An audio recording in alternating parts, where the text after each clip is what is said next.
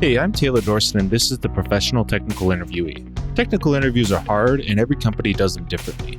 On this show, I interview engineering leaders to see what they look for in technical candidates, and then they perform a real technical interview with me. My guest today is Peter Evans. He's the engineering director at OppFi. Previously was the CTO at ActiveCampaign and BuiltIn. Well, Peter, thanks for coming. It's a pleasure to have you on the show. Yeah, thank you for having me. Absolutely. To introduce you, currently an engineering director at OppLoans, previously a CTO at BuiltIn, as well as ActiveCampaign. ActiveCampaign for quite a while. I think a lot of people know them now, but you were there through the whole building process, right? A lot of it, not all of it. I joined in 2006 there, and so I was there for a really long time. It's a very small company and also a very different company, I think, than what it is today. Sure. But yeah, when I left, we had gotten to just under like 200 people. So a lot of people, a lot of growth. And then BuiltIn was about 40 some people when I joined, and then that got up to about 130 when I left there. OppLoans is by far, and actually we just changed our name to OppFi. FYI, Oh, really? Because we are now listed on the New York Stock Exchange. Oh, congratulations! That's and that big. just happened like yesterday. Or Wednesday. Wow. It's Wednesday. OppPrime? OppFi. OppFi. Nice. OppFi. Nice. And so yes, this is actually the largest company I've ever worked for. So we have over 600 employees. We have over 70 engineers. So it's definitely the largest technical team I've worked on. And that's been a lot of fun. Yeah. Great. Well, could you share a little bit about your role in I guess team or teams you oversee at OppFi? I gotta get used to it. Yeah. Yes, I can. So I work on. I manage a back-end engineering team. We're called the Sea Otters, and we do loan origination primarily. I also am managing a platform engineering team. So we do work across the entire organization. I just started working with that team literally this week. So very new to me. I mean, I'm not new to the ideas of what a platform engineering team would do, but what we essentially do is our customers are other engineers. So we work on projects that help make their workflows go faster, help support, needs that teams have across the business. So that's a lot of fun for me too. Yeah. Great. Well, we were talking a little bit before I started recording around kind of the style of development at OppFi, which I've always thought was interesting. I know there's a lot of pair programming, even mob programming, which is something that I think some people love, some people don't love. But you said you have, you probably do it more here than you've ever done it in the past. Yes. Yeah. So it's not. I wouldn't say it's 100% pair programming at all times, which. Sometimes people will be like, I don't really want to be on camera and, talk to you all day. And that's totally understandable. But the benefit of this is that, first of all, there's a lot of mentoring that happens through pair programming. It's really nice, gives people access to other developers and what they're thinking. It makes it really easy to onboard people because you can just say, just join the pairing, and you can shadow, or you can actually actively participate. We can switch off and you can write code and then I can write code. And but one of the other really big benefits is a lot of the things that speed up or slow down engineering is feedback. I need feedback from somebody in order to keep going. If I write some code and I make a pull request for that, and now I need, Janet to go review the code, Janet might not see that for 2 hours. Yeah. And so then she reviews the code, and then she has a question or she has a problem with something that I wrote. So now she needs to send a review request back to me and say, hey, Peter, I need you to look at this one thing. And I don't see that for another 2 hours after that. And then we get this long chain going. It's a week now. And now maybe finally we figure out what was going wrong. If I were pair programming with Janet or Joe or whoever on the team, and we were doing this stuff and Janet was giving me her feedback and I was saying, you're right, I should totally have changed this. I could have resolved that right there, right in that first 2 hour block where I was writing that code. And Janet was writing that code too, maybe. And so she could just do the things that she knows should have been done. Yeah. And that's the kind of efficiency you unlock with pair programming. But you also run into the times where people are just like, I don't really be on camera. So you still have to find a way to enable that asynchronous review and feedback. But you have to understand that like feedback is what really affects our speed. Sure. So if you can shorten that, you make things a lot more efficient.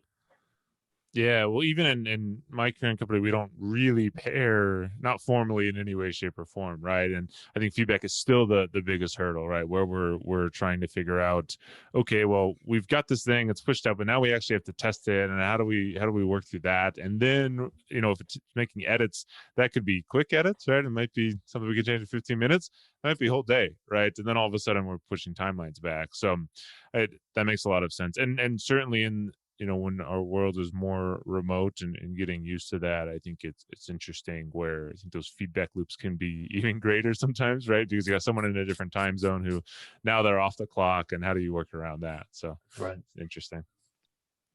I'm curious. I know your level, you probably didn't necessarily have a lot of technicals coming into OppFi, but have you done technical interviews lately, either for your team or as an interviewee? I haven't done the actual like exercises with them. I've done the sort of, we call them like behavioral interviews. So the way we do it on our team is we have like a skill list that we follow and say communication is important, empathy is important, systems thinking is important. We figure out what's like a strongly worded statement that describes like what we think is a good communicator or great person, person with empathy, with great empathy. And then we say, okay, now that we have these, we have to design either an exercise or questions, like specific questions, whatever it is, whichever one, we have to always do them. So I want to be able to ask the same question of everybody or do the same exercise with everybody so that I can be fair. And then from there, we just say, okay, given what you asked and what you saw, what's your assessment? So for the tech exercises, I haven't been doing them lately. But I have done the more question and answer kind of stuff lately.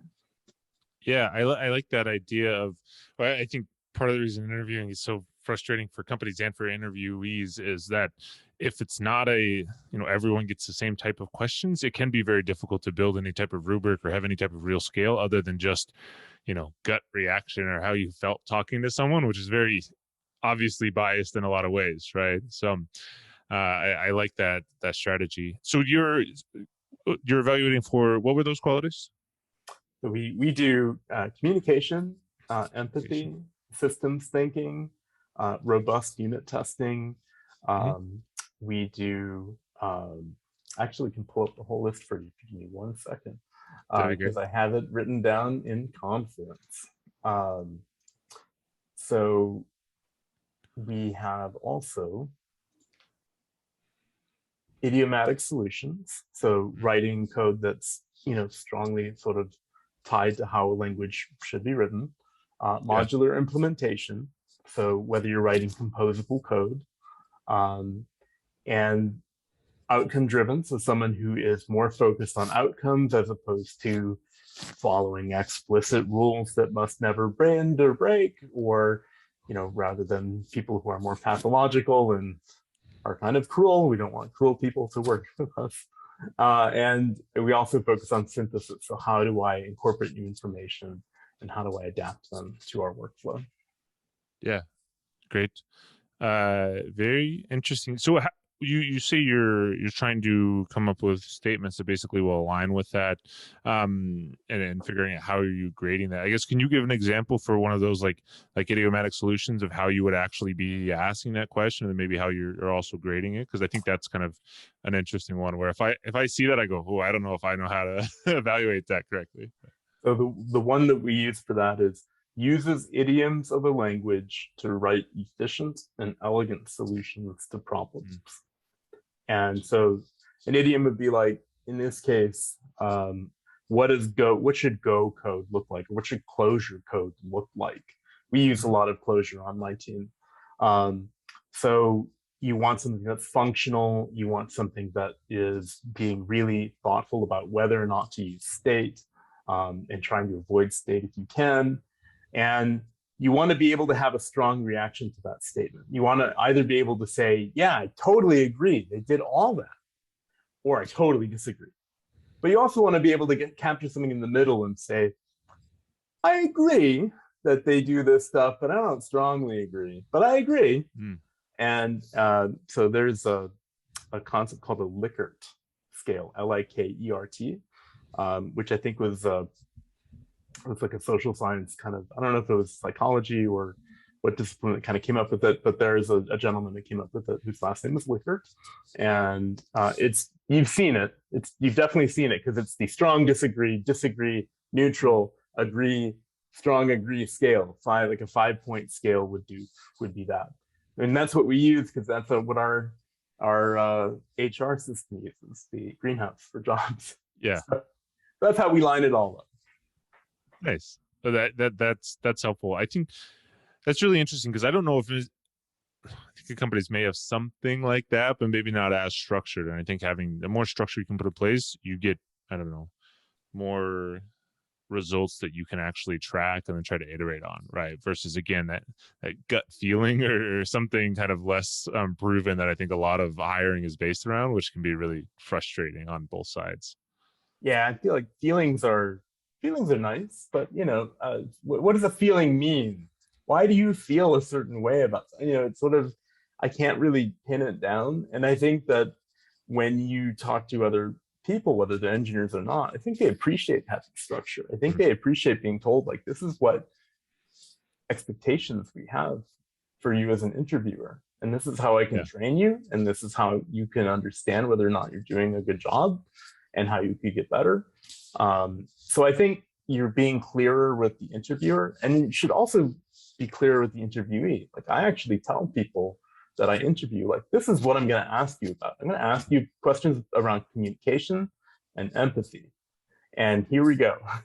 And I think they appreciate having that heads up that, like, I'm asking you specific questions. We're going to riff off that. Like, these are just starting points, but I'm going to ask you certain questions that I ask everybody.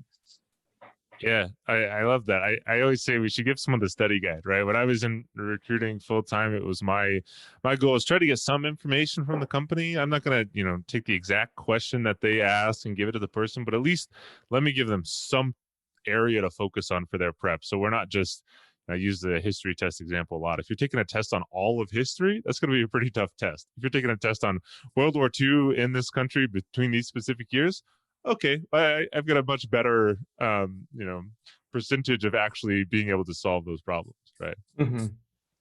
So I like that a lot. Does your system change depending on levels or specific roles? Yeah. So we try to be pretty structured about how we design these interviews. But the one thing that I, as a hiring manager, have some input on is, what does it take to qualify, as a senior engineer or as a mid-level engineer? Because it is kind of, I'm judged by our hires, right? Make a bad hire. Peter, what can we do to get better at avoiding hirings like this? So I sort of need to have that ability to say, this is what I need, for this role, but I'll apply that to everybody.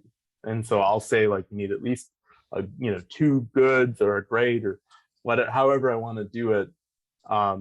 Understanding what someone is bringing to you and how that's adding to the team and how you can apply that fairly, because that's what you need from the role and not what you're hoping to get from a specific individual.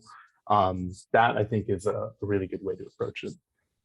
Yeah, I like that. I'm just curious, in OppFi's circumstances, are you specifically looking for people that come from pair programming backgrounds, or are you open to people that don't come from that background at all?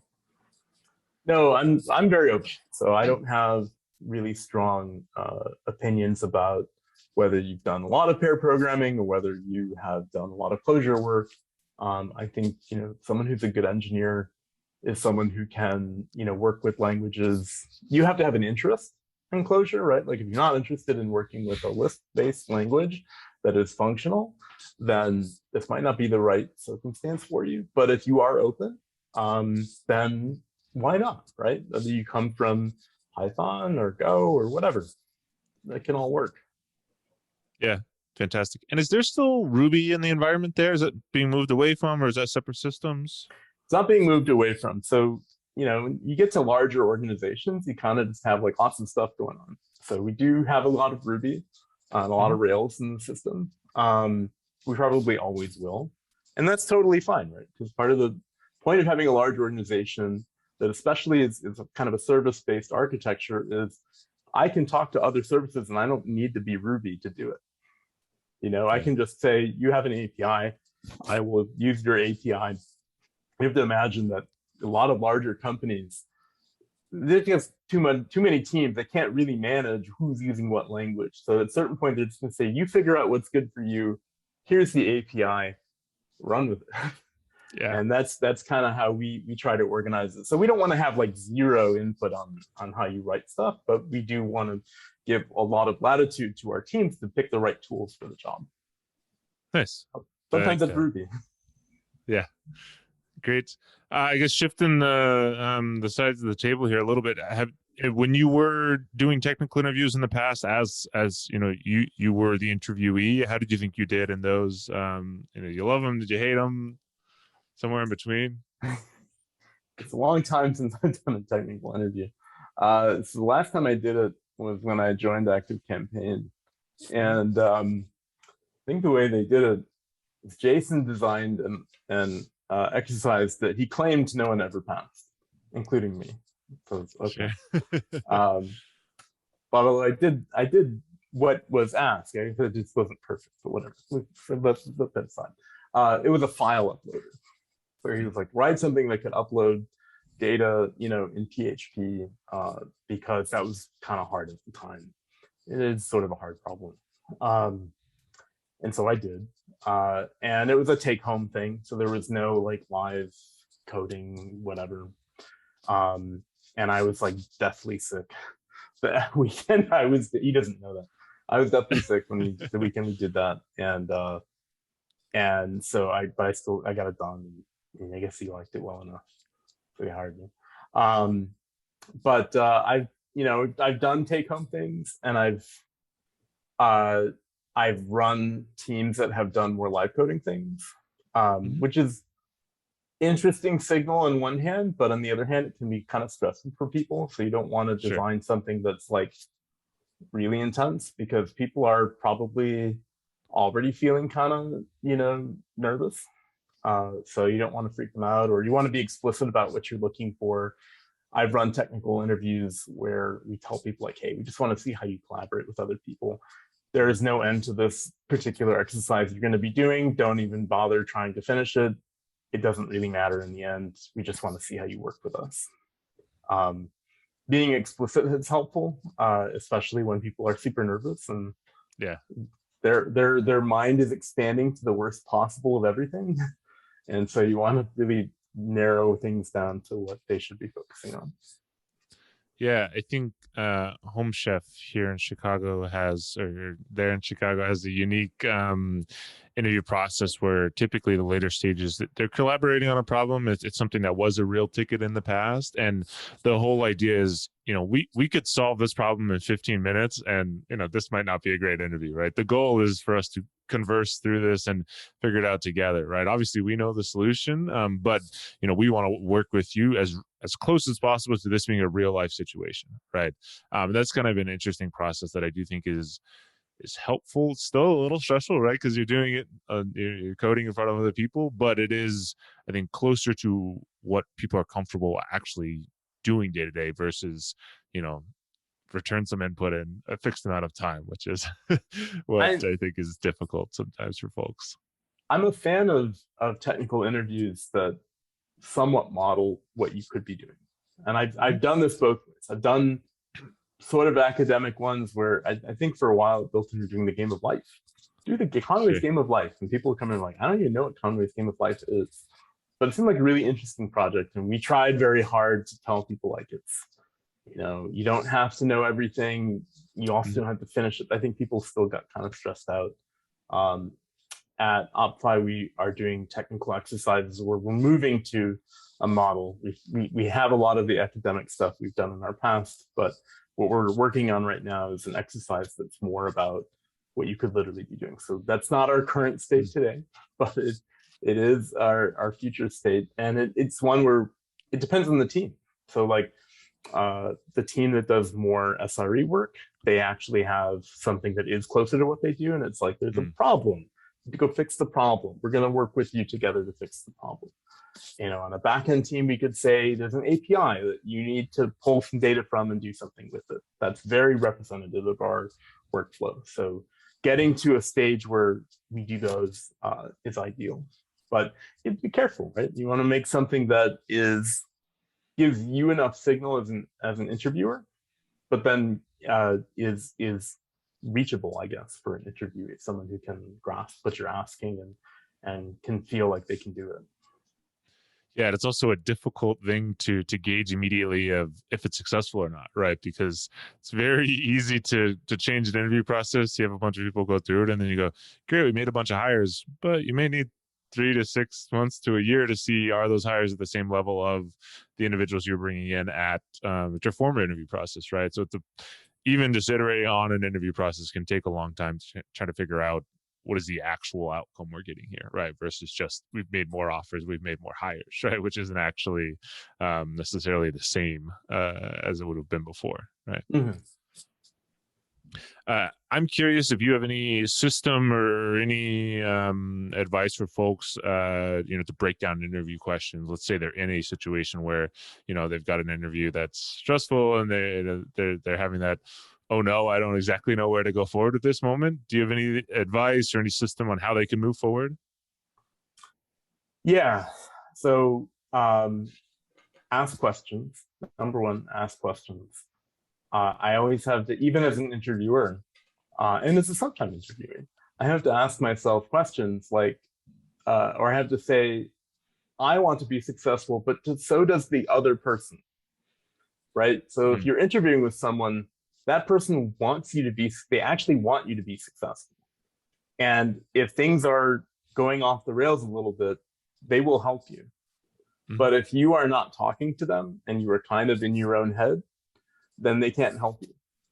Yeah. So being open and kind of allowing yourself to just express how you're feeling and what you're looking at, what you're thinking about, I think is super helpful to an interviewer because they want to see your process, they want to see what you're thinking, and it gives them the opportunity to help guide you. Because that's really why someone is there in a technical interview, is they're kind of trying to help guide you to the right solution.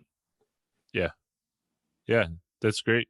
Any other tips or advice for engineers who are preparing for technical interviews? I know this is, I think for some people, maybe the prep and just the thought of interviewing is more stressful than the actual interviews themselves.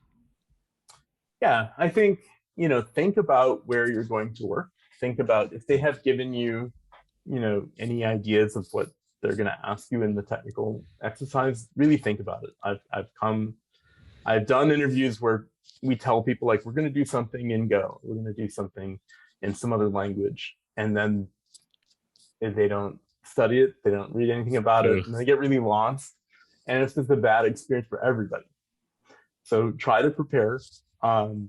Think about who you're interviewing with and what you maybe have heard or know about their process. So if you think about some famous examples, I don't know that Google does this in their interviews still, maybe they do. They used to be sort of notorious for like very academic like exercises. You must do a breath first traversal of a tree, which is a rather interesting sort of way to do it. It's not the obvious one, and people have to think about it. And most people would have learned that in computer science if they took computer science, but maybe you didn't. Maybe you went to boot camp and don't talk about that. So sometimes I always think to myself, like, maybe those companies are just interviewing you to see if you studied how they do it, and they just want to know if you paid attention. And if you did, you'll pass the interview, and if you didn't, you won't. So that's a component to it. Definitely preparing for it. You don't necessarily have to read up like every algorithm, but if you are interviewing at Google, you should probably look up how other people have written about their experiences interviewing at Google and do what they talk about, because that's probably how you're going to get judged. Yeah. Well, I think that touches on asking questions, like you said, even in the interview itself, but also before the interview. You have a lot of, I mean, no one's going to dock you for points if you say, hey, what should I prepare for? Right. And sometimes companies are offering that, and that's great. But often, you have to ask. And sometimes you're asking an HR person or a recruiter who may not have a ton of technical knowledge to give you, but they'll point you in some directions. Sometimes you can ask the person you're interviewing with directly, what should I prepare for? And I've gotten great responses where I know exactly what I'm going to be asked.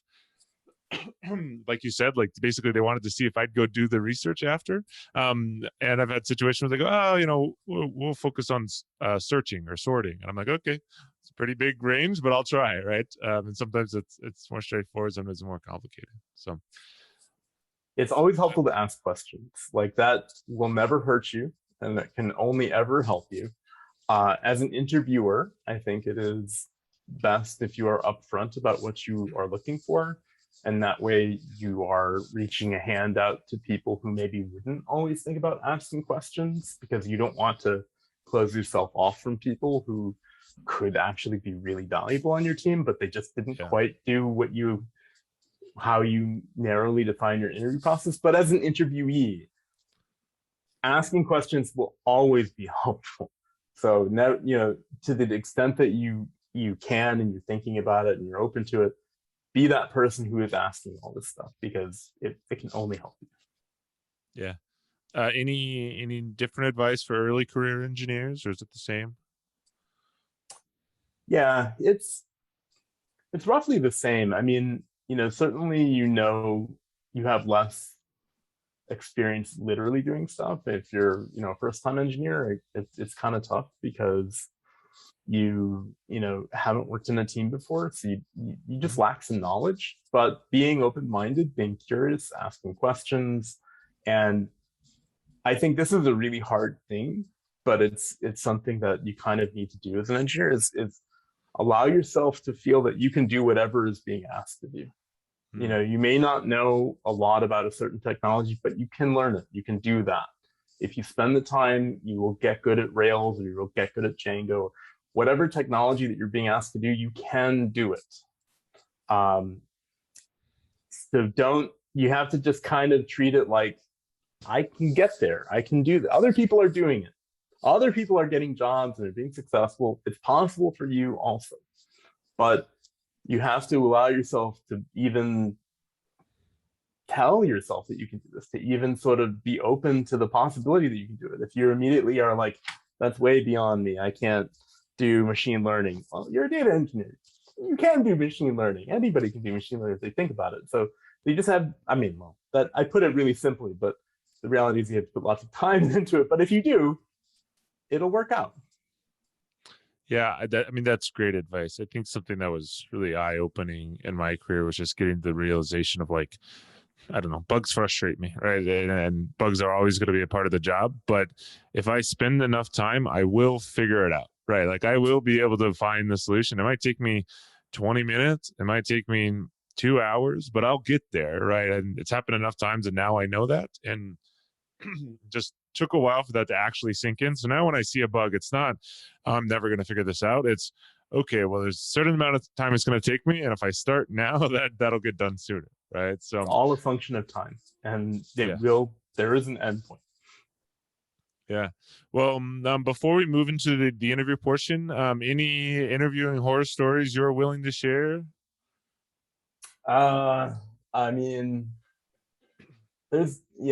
There's a lot of stuff, but I